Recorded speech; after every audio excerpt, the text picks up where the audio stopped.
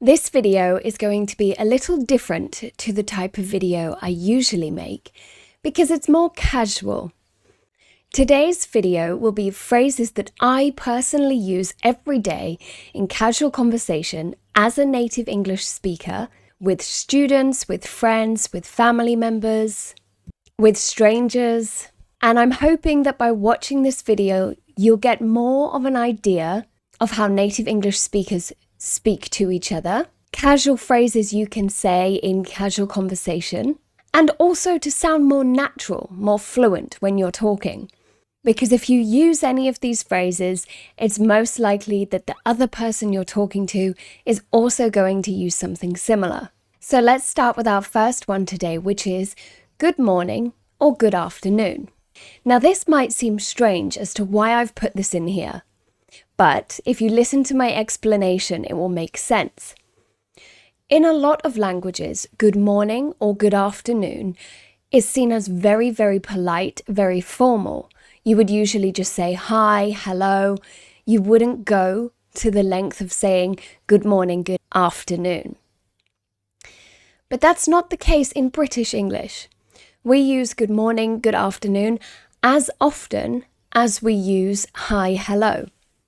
It's not particularly formal. Even with people I know very, very well, like my mum, my students that I've had for more than a year, or friends that I'm very, very close to, I will still say good morning. This is because when you say good morning, you're wishing the other person a good morning.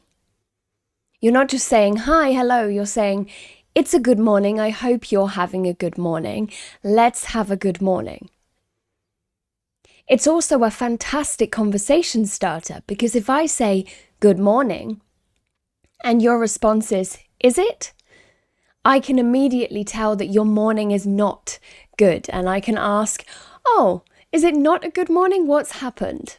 Why is your morning not as good as mine or not as good as you expect it to be? Similarly, if I say good morning and you say, yes, it is, it's a great morning, I can ask, why are you in such a good mood? Why is this such a good morning? So don't feel like you are being too formal, too polite if you wish someone good morning, good afternoon. But do note that good evening is seen as more formal, more polite.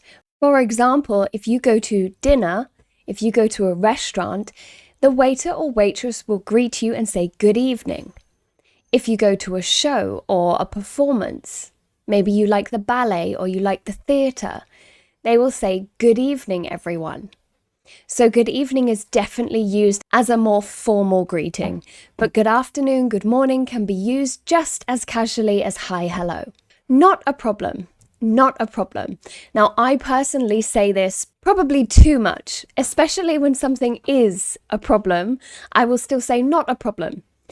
And the reason I do this is because I don't want the other person to feel that they are causing me a problem or perhaps I'm annoyed at them. So when can you say not a problem? Well, we use not a problem as a way of saying, yes, I'm happy to do that for you. Or don't worry, it hasn't caused me any trouble. So some people just say no problem. I personally mix between the two of not a problem or not a problem at all or just no problem. But I think not a problem or not a problem at all just sounds a bit nicer. It's a bit more, yeah, don't worry about it. It's no problem at all.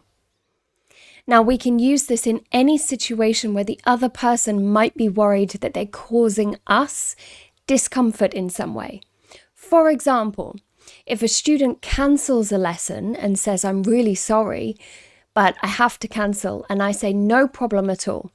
What I'm telling that student is, don't worry, it's fine. You haven't caused me any problems, thanks for letting me know. Or maybe you were due to work today and your shift got cancelled, or your boss told you can work from home, or you were called into the office last minute or given a last minute project.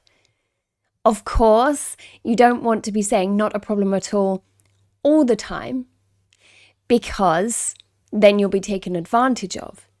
But if it's once or twice, you could say, not a problem at all.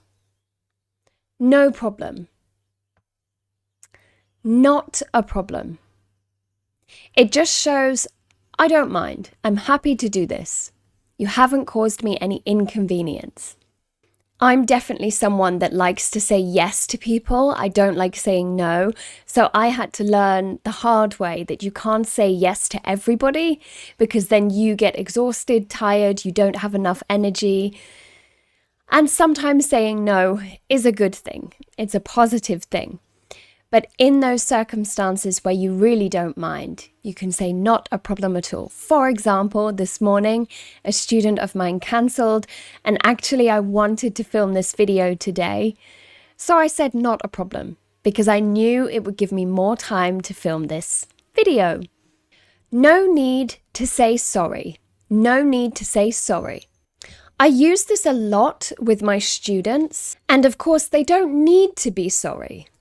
They will say things like, sorry for my English, or I'm sorry I made a mistake, or sorry I forgot the word, let me just translate it, let me just look it up. Now, they don't need to be sorry for this. Learning a new language, learning any skill is a journey. So you're bound to forget, you're bound to make mistakes. You don't need to apologize to me for those mistakes. So by saying, no need to say sorry, what I'm emphasizing is, it's not something you need to apologize for. I understand. I can be patient and understanding with you. There's no need for the apology. I don't need an apology. This circumstance doesn't need an apology. Unlike if I stole money from you, then there would be need for sorry. I would need to apologize to you. So by saying no need, you're saying this is not a situation that needs your apology. You could also just say no need for sorry, or no sorries necessary. Some people like to say no sorries just as a full sentence. And this again just emphasizes we don't need apologies. You're learning something. You're going to make mistakes. If you are enjoying this video so far and you are new to this channel, this is your first time seeing me, be sure to like and subscribe for me. I'm a business English teacher and I work with intermediate to advanced level students, so all of my videos are at that intermediate to advanced C1, C2 level. Now, because I'm British, of course, something related to the weather was going to be in here. But for me, my personal favorites are it's a beautiful day, it's absolutely pouring, or it's chucking it down. Now, it's a beautiful day needs no explanation. It's a beautiful day. Maybe the sun is shining, maybe there's a few clouds in the sky, but the sky is very blue. It's beautiful. And I would just say this on greeting someone. So, good morning, it's a beautiful day.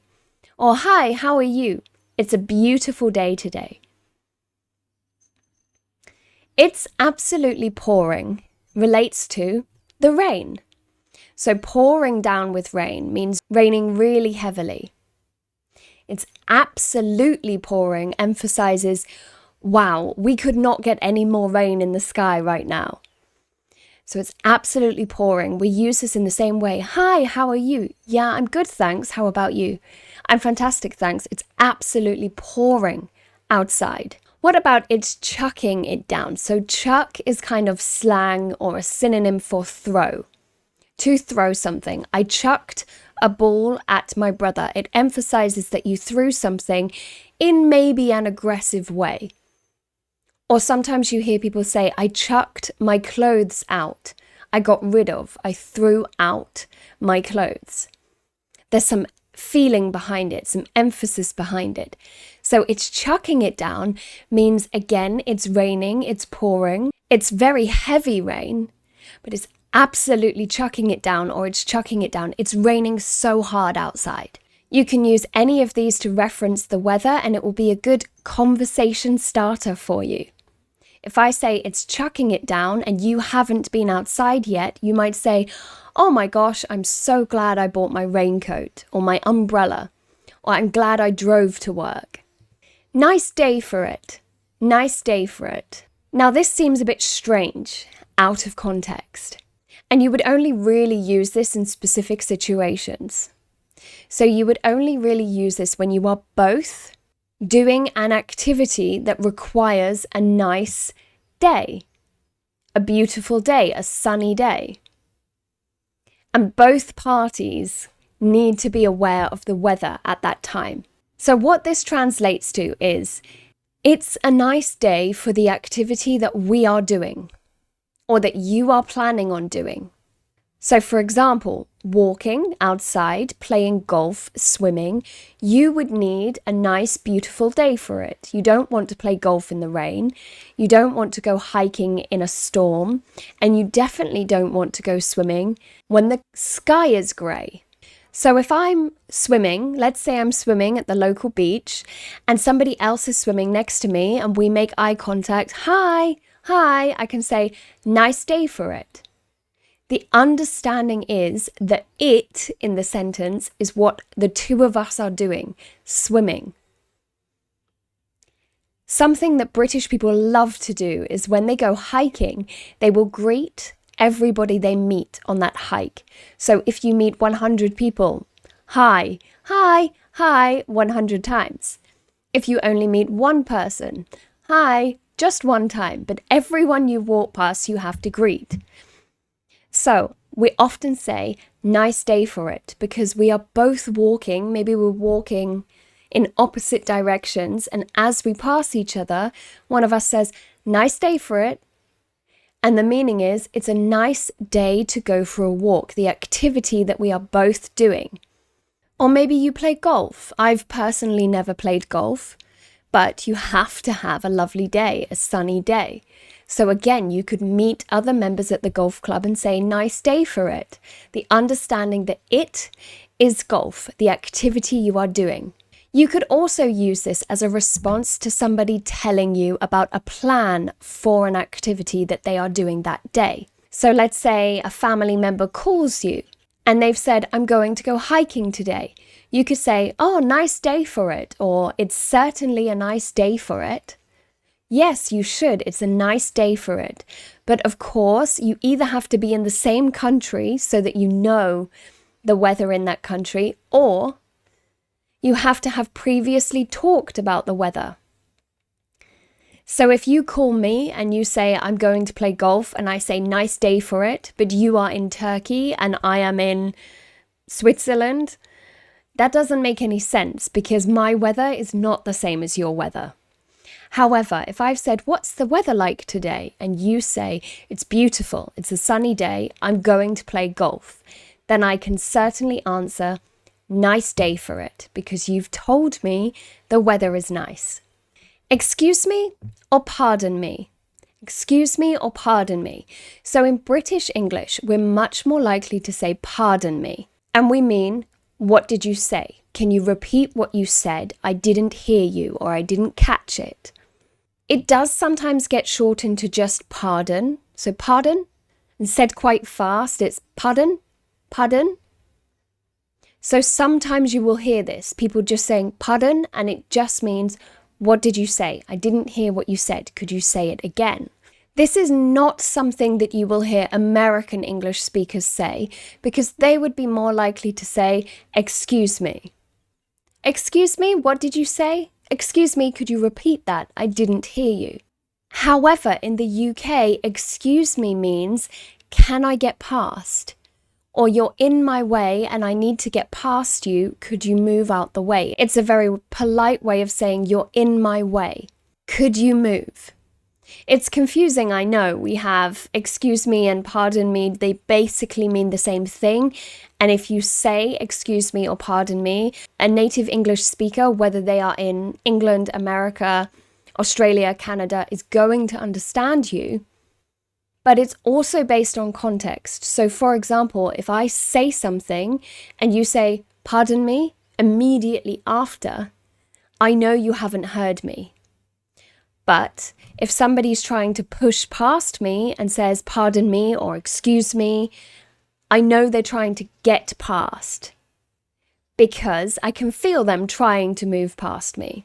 So it's based on the context of the situation, but they both mean the same. They either mean I haven't heard you or can I get past you? I'm knackered. I'm knackered. Now, I'll be honest, I don't use this often in my daily life, but I think that's because I'm an English language teacher. So I'm very aware that when I speak, I need to use words that everyone can understand and not words specific to England. Because of course, I wouldn't be a very good teacher if my students didn't understand me. However, when I am with my parents, my family, my friends from England, I use this all the time. I'm knackered. And it just means I'm really tired. I need a rest. I need to sit down. I need to stop whatever it is we are doing and take a break. And interestingly, in England, we have the phrase, I'm cream crackered, because a cream cracker is a biscuit and happens to rhyme with knackered. So when people say I'm cream crackered, what they mean is I'm tired, I'm knackered, I need a rest, I need a break. And the final one today, see you later. See you later. I say this all the time, even if I have no intentions or plans to see that person again, or I don't know when I'm going to see them again. Literally, this translates to I will see you later today, at a later time today. Native English speakers will say see you later to mean I'll see you at some other time. Not now, some other time. It could be today, it could be tomorrow, it could be in a year's time. We don't know. It's just a later time. Americans are more likely to say see you around, meaning I'm not sure when, but I'll definitely see you at some point. But British people will say see you later, even if they are never going to see that person again. I do use this with my students. I'll say see you later, even though I'm technically not seeing them later. Our lesson is over, so I don't see them later. But it's just a generalization for see you at another point in time. If you do know the exact time you're seeing someone, you can, of course, say, see you next Tuesday, see you next Wednesday, see you next month. Or perhaps the other person has said, okay, bye, see you next Tuesday. You can respond with, yes, see you then. See you then. It just means see you at that time that you have just mentioned. I hoped you liked this more casual style of video, and I hope there was something in there that you can use in your next small talk, casual conversation with friends, colleagues, family, or your English teacher if you wanted to. I'm very excited because next week I'm moving into an office. At the moment, I'm sharing my space with others, which is why you only ever see this very boring grey wall. But as of next week, I will have my own space to record these videos, and I'm hoping that it will make them a bit more interesting. You'll be able to see the background. I'm hoping to have a standing desk so I can be a bit more animated. At the moment, I feel I'm very stuck in one place. We have a phrase in English which I want to leave you with today, and that is making it work. I'll make it work, or you'll make it work, or we will make it work. That is what I have been doing. Make it work means even though the situation is not the best or ideal, you make it work for you. And I'm hoping once I get my own office space, I can play with the lighting and they will just be more visually interesting for you. I've just bought a new light, which I think you can see today. My lighting is a bit different. So I hope you have a fantastic week. Let me know what you are up to this weekend, and I will see you next time. Thank you. Bye-bye.